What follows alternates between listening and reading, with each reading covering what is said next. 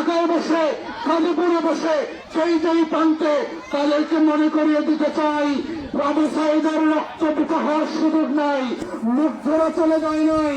আপনারা যদি আবার ফেরাউনের মতো করে ফিরে আসেন, বাংলার কোটি কোটি মানুষ, গাজীপুরের তরুণ শ্রমিক ভাই বোনেরা আবু সাঈদ মুক্ত হয়ে বুক চেপিয়ে দিয়ে লাল সবুজের পতাকার জন্য আবার রক্ত দেবে।